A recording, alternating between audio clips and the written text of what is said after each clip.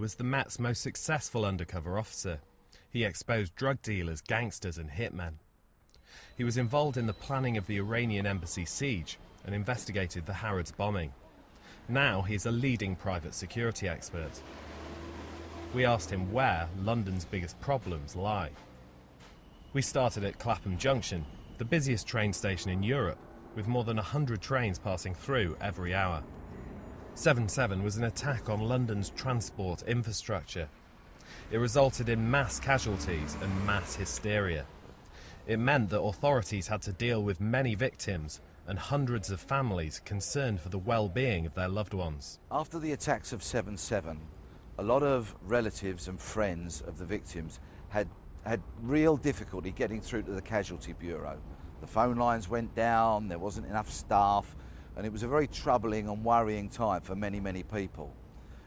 I understand it from my sources that the police have tried to rectify this and to make Casualty Bureau more effective when it happens, but I've also been told that they don't think enough has been done, and that in the worst event that we have another catastrophe, that people are still going to have difficulty getting through and finding out whether their friends or relatives are safe, injured or even killed.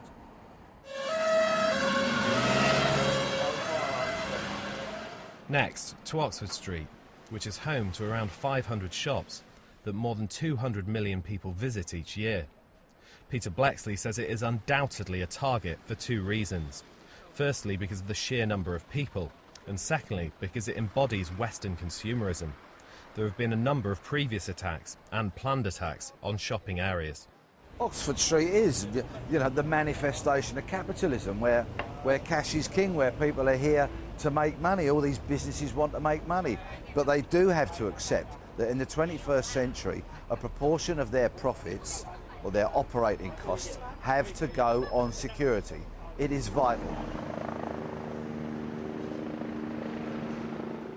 Finally, Stratford, the home of the Olympics in 2012. Possibly the biggest event ever staged in the UK, and security is already tight, with police conducting random searches at the station.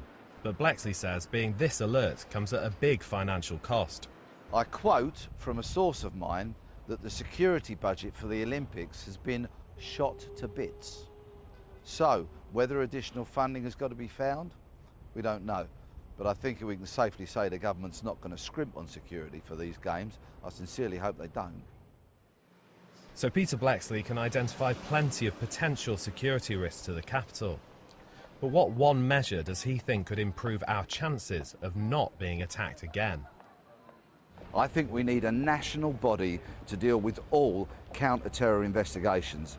And I think it's dreadful that we haven't yet got that body.